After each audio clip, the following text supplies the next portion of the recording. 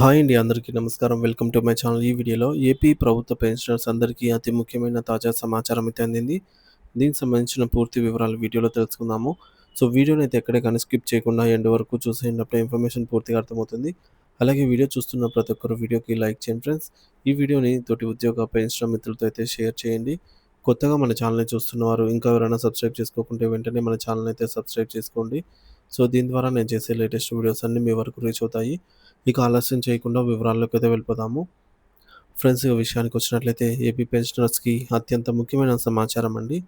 Additional quantum of pension గురించి. ఆంధ్రప్రదేశ్‌లోని pension పొందుతున్న పెన్షనర్స్ అందరికీ ఇది ఒక ముఖ్యమైన సమాచారము. అడిషనల్ క్వాంటమ్ ఆఫ్ పెన్షన్ అనేది ఒక పెన్షనర్ వయసు ఆధారంగా అదనంగా లభించే పెన్షన్. అయితే ఈ ప్రయోజనం ఏ తేదీ నుంచి మంజూరవుతుంది అంటే చాలామంది ఇంకా స్పష్టత ఉండదు. పెన్షనర్ వయసు 70, 75, 80 సంవత్సరాలు లేదా అంతకంటే ఎక్కువ కాలంలో ప్రవేశించిన వెంటనే ఆ వయసు నిండే నెలలో మొదటి తేదీ నుంచి అడిషనల్ క్వాంటమ్ ఆఫ్ పెన్షన్ అనేది మంజూరవుతుంది.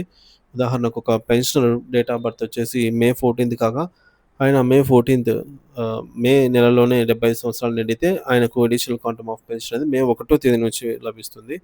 అదేవిధంగా పుట్టిన తేదీ నెలలో ఎప్పుడైనా వయస్సు మైలురాయిని చేరితే ఆ నెల మొదటి తేదీ నుంచే క్యూపీ అనేది అమలవుతుంది. ప్రస్తుతం ఏపీ ప్రభుత్వం మంజూరు చేస్తున్న అడిషనల్ క్వాంటమ్ ఆఫ్ పెన్షన్ శాతం ఈ విధంగా అయితే ఉంది. 70 సంవత్సరాలు దాటిన వారికి 7%, 75 సంవత్సరాలు దాటిన వారికి 12%, 80 సంవత్సరాలు దాటిన వారికి 20%, 85 సంవత్సరాలు దాటిన వారికి 30% అయితే ఉంది. సో, ఇకపోతే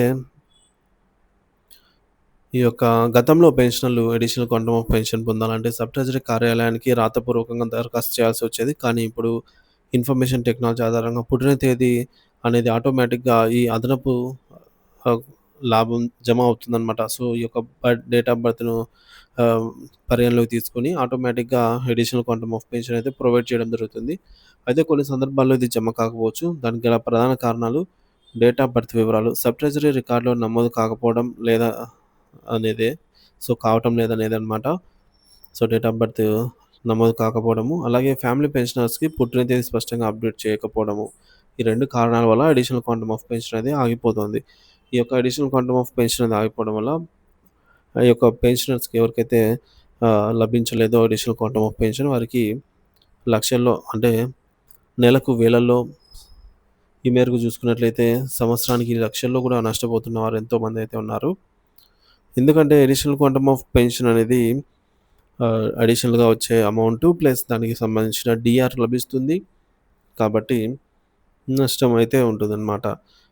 ఇలాంటి సమస్యలు ఎదురైతే అడిషనల్ క్వాంటమ్ ఆఫ్ పెన్షన్ అనేది మంజూరు కాకపోతే ఏం చేయాలి? జమ కాకపోయినా పెన్షనర్స్ తమ సబ్ ట్రెజరీ అధికారిని ఎవరికైతే జమ కాలేదో వారు మీ యొక్క సబ్ ట్రెజరీ అధికారి లేదా పెన్షన్ పంపిణీ శాఖను సంప్రదించండి. డేట్ ఆఫ్ బర్త్ నమోదు కోసం సంబంధిత ఆధారాలైనటువంటి పుట్టిన తేదీ ధృవీకరణ పత్రము, ఆధార్ కార్డు, పాన్ కార్డు వంటివి సమర్పించాలి. ఇక మూడోది ఫ్యామిలీ పెన్షనర్స్ కూడా తాము లబ్ధిదారులుగా తమ వయసును రికార్డులలో నమోదు చేయించుకునే ప్రయత్నం అయితే చేయాలి. ఏపీ పెన్షనర్ల సంఘాలకు పిలుపు. అసలు సమస్య మాత్రం వృద్ధుల పుట్టిన తేదీ నమోదు వ్యవస్థలో పరిపక్వత లేకపోవడమే అన్నమాట. ఇప్పటికే చాలామంది ఫ్యామిలీ పెన్షనర్ల పుట్టిన తేదీలు అధికారికంగా నమోదు కావటం లేదు. పెన్షనర్ సంఘాలు, ఉద్యోగ సంఘాలు ఈ అంశాన్ని సీరియస్‌గా తీసుకొని ప్రభుత్వానికి సరైన విధంగా వివరించి పరిష్కారం చూపించాల్సిన అవసరం అయితే ఉంది. మొత్తంగా ఈక్యూపీ అనేది పెన్షనర్లకు వయసు ఆధారంగా లభించే చట్టబద్ధమైన హక్కు. ఇది పుట్టిన తేదీ ఉన్న నెల మొదటి రోజు నుంచే అమలవుతుంది. సమస్య ఉన్నవారు ఎవరికైతే అడిషనల్ క్వాంటమ్ ఆఫ్ పెన్షన్ అనేది అర్హత ఉండి రాలేదో వారంతా కూడా సంబంధిత అధికారిని అయితే కలవాల్సి ఉంటుంది.